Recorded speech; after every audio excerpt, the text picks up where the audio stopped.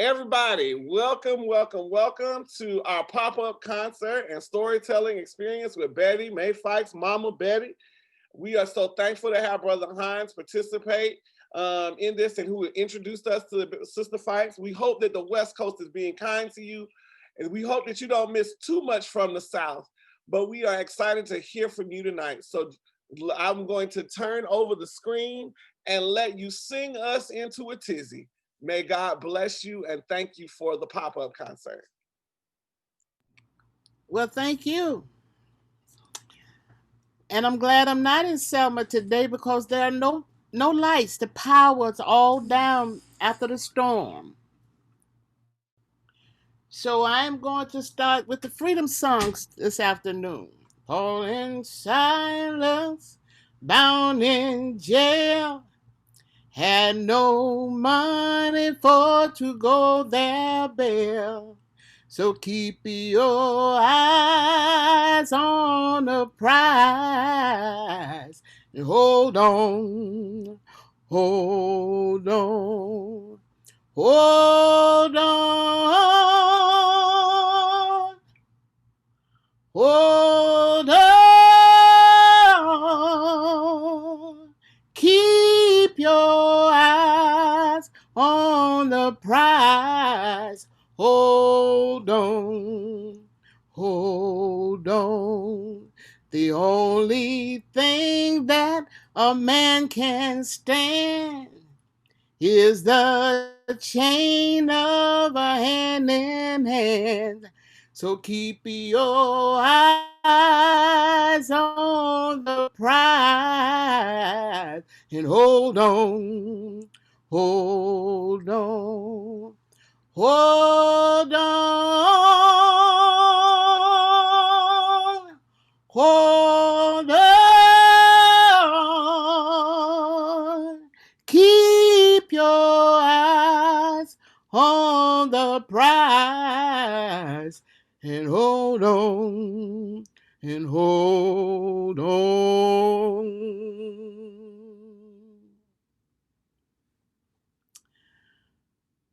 That's to start the evening off. I wish it could have been a mass meeting. Getting ready to demonstrate and getting ready for Tuesday, even if it meant going to jail. I reminisce today of good times and bad times. The good times is when you could see things changing. The bad times were the fight we had to go through to see the change. Fighting for the right just to vote, fighting for the right just for an equal opportunity, fighting for the rights just for decent education.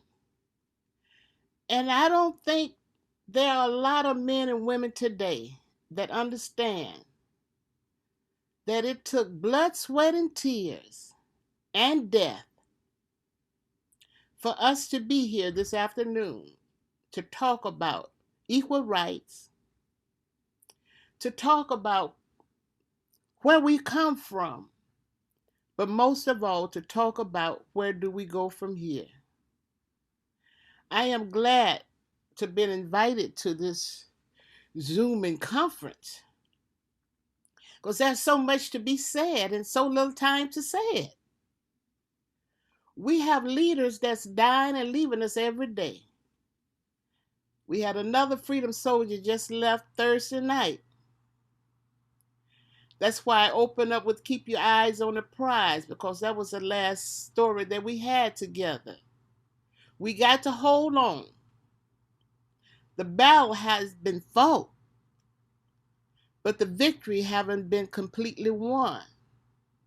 We got black men and women in these beautiful colleges, and I'm finding out lately as I travel through the country, not all of our professors think that what we're talking about today is necessary. For some reason, there are a lot of people think that everything is okay. Well, I find now in 2020, a lot of us are saying things are not okay. I don't know what happened. I don't know when the ball was dropped. But I know for the last 20 years, the ball has been dropped with my people. We look today that just speak of 60 years ago, when a young man, a young woman got out of line in the community, he belonged to the entire community. Today, things are so different. We don't have the old grandmothers anymore to pass the wisdom on. I can do what I do now because I'm the grandmother. And I always make emphasis on I was pretty much like the young children of today. I didn't want to hear those old fairy tales. I hadn't even heard of Harriet Tubman in the 5th and 6th grade, nor in the 11th and 12th grade. It took freedom movement people to teach me my history. And even though my great great grandmother died at the age of 113, and another birthday made her 117, but she never talked about slavery until they started showing these slave movies. And I remember one Sunday as we was watching a movie, I heard her stomp her feet and say, "That's the way they used to treat us." And that evening, as we were talking about those times, was the first time she kind of opened up, talking about how times were for her then. And they didn't want to share because they didn't want us to go through the same thing they went through. Pretty much like the people of today. If you had bad experiences, you don't want your family or your children to go through those same experiences. But sometimes it's important for us to go through what we're going through. I found with my grandmother that the wisdom that she shared, I'm sharing that same wisdom today.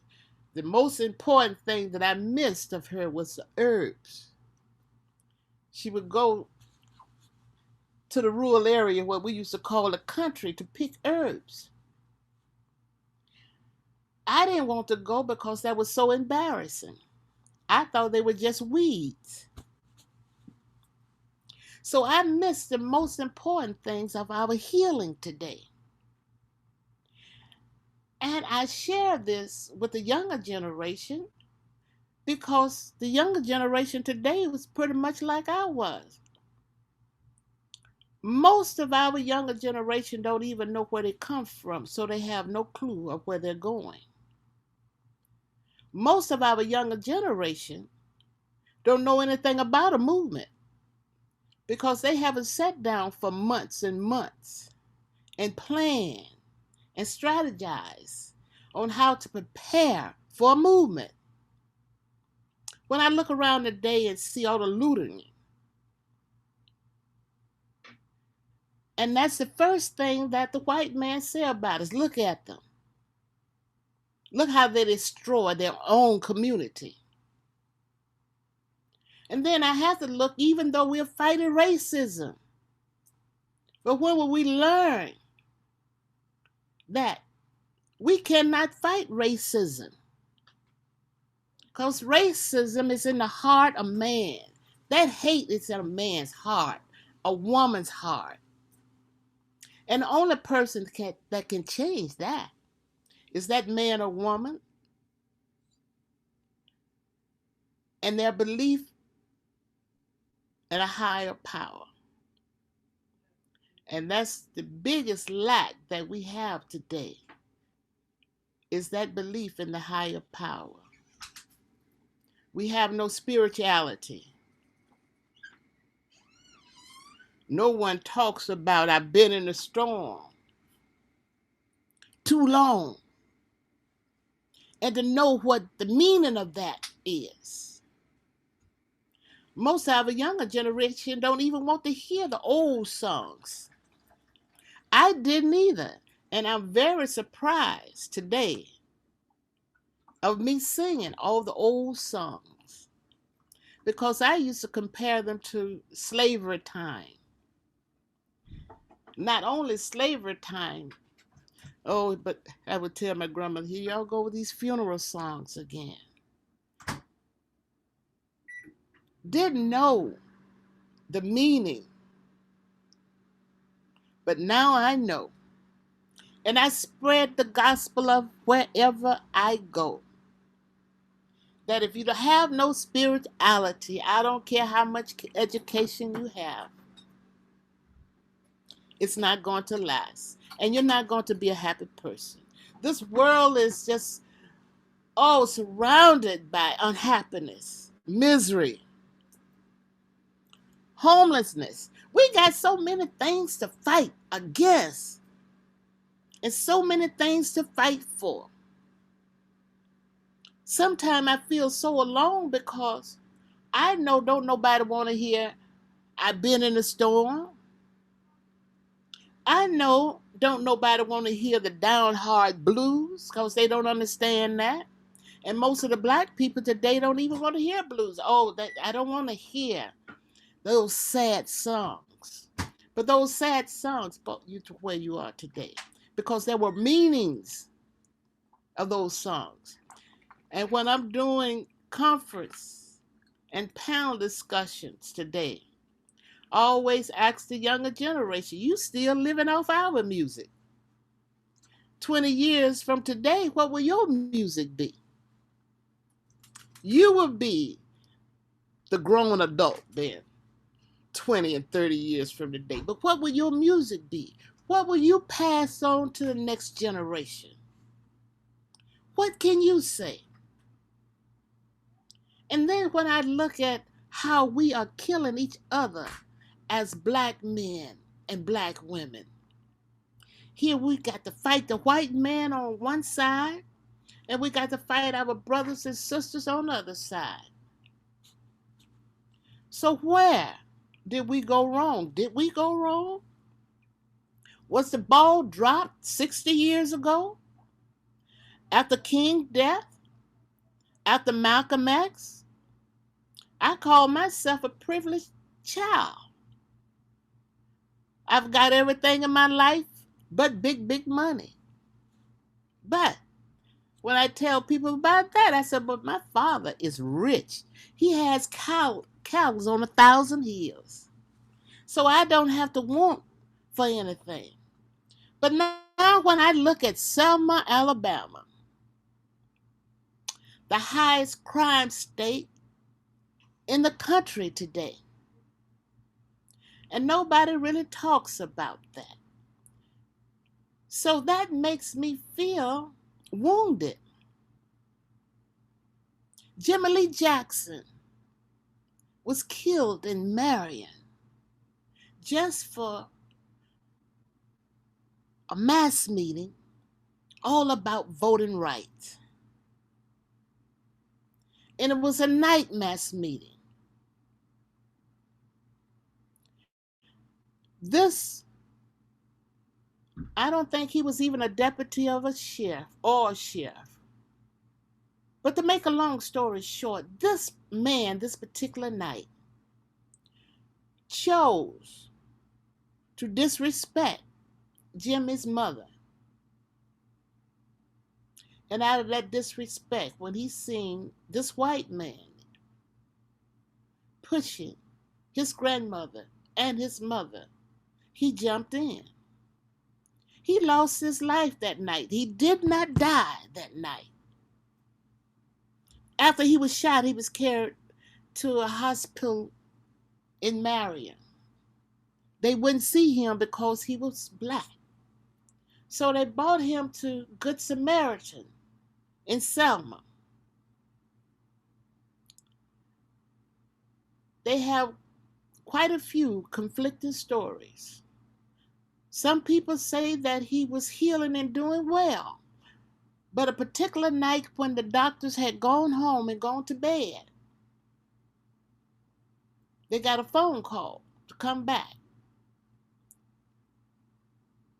But Dr. Dinkins said that Jimmy was doing good when he left. 3 hours later, they called him back and Jimmy was dead. So when I think of things like this today, and have been around the 60s, in the 60s, when I saw the brutality, when I saw how white men would slap an old grandmama down the courthouse steps just because she wanted to vote. And the only thing that we could say was, come and go with me to the courthouse, to the courthouse, to the courthouse. Come and go with me to the courthouse. We gonna vote today. Vote, vote. So we would make up songs to fit the situations that we were going through. So today when I tell the stories, I still feel bad in a sense because I know the only way you could truly understand, you would have to have been there to see old Jordan roll. Today when we sing without music, I sing a cappella now. Because I want to stay as natural as possible when it comes down to delivering the history of the small movement that I was a part of. When I look around now and see all my men and women that brought me over, now they have gone over. So I sing the songs for them. And I sing the songs that will bring you into the movement. If it don't bring you into this movement, you create the movement. Because there is so much now going on that you can create. Homelessness. Children are disappearing all over the country. We have so much to fight for just for ourselves. I thought in 1960 that by the time 1980 come, we would have had our own universities, our own hospitals, our own businesses. And even though I know and I found out that those things that I just mentioned are hard to come by without support, we have not learned how to love each other. So if we don't know how to love each other, how can we support each other? And as my grandmother used to sing, everybody's worried about that atom bomb, but no one seems to worry about the day my Lord shall come. You better get your house in order, 'cause it may be coming soon, and he's gonna hit like an atom bomb when he comes. So those are the things that bother me mightily today. And the most important thing that bothers me very bad is there's no spirituality. There's no good times like we used to have. And good times is just about loving each other, getting together, enjoying each other, telling the stories. We don't do that anymore. There are certain families that still do it, but it's not covered like it used to. Not like it used to be in the 60s, 70s. And I saw it begin to fade out in the 80s. So now here we are. Here we are. And when I sing about nobody knows the trouble I see, still away, those songs are from slavery time. Slaves getting ready to slip off the plantation. And you would hear the singer start singing in the fields. Still away, still away, still away to Jesus. Jesus, steal away, Lord. I ain't got long to stay. But nobody really today know the meaning of all these songs. Those songs was giving out information on when you leaving this plantation, which route to take. If you're getting on the train, what court to take. We need that type of information today. We need some of the things that was in the past back today. So if we can, I wish we could all sing together. This is why I don't like Zooming that much. Because I can't get the spirit of y'all out there on the screen. I like to see my people and feel them when I'm telling the stories. So I got to get used to Zooming. But I would like to say that November the 3rd is going to be a reckoning day. I have one brother have left the country and gone back to Africa and gave up his citizenship and saying that he would never come back to the United States again. He and Stokely Carmichael or Kwame were like brothers. So we're losing the people that have all these great stories and can strategize to the young generation of today. But they have gotten so fed up with America and the people of America. So I challenge all of you today to go back to your communities, in your homes, and spread the good news. We don't know how November the 3rd is going to turn out, but we know that if we pull together, stick together, and love each other like never before, we could turn this around with the help of God. So when I sing glory, glory, hallelujah, since I laid my burden down, and they're singing, we are the children of the world. So I'm just asking you today to sing along with me, if not in voice, with your hearts. I've been fighting for a long time, and I tell people today, now I need somebody to fight for me. I was born female and black, chose a career rather than to be domestic. Now, I have traveled the world, but now I'm the grandmother that's telling the stories of days that used to be, telling the songs and singing the songs of how we made it over. My soul looks back and wonder how I made it over in those hard times. That's why I get upset now, because we came out of hard times. As they said now, nobody should have a reason to complain. As they say, you pull yourself up by your bootstrap. But if you don't have any boots, how can you have any straps? So, darling, I give you my all today. And I'm just going to sing one song and turn it back over to you. Or I would do a medley of songs.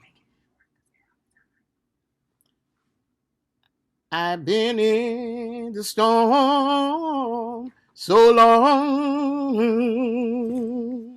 I've been in the storm so long. I've been in the storm so long, but I'm trying to make heaven my home. Oh, oh, freedom. Oh, freedom.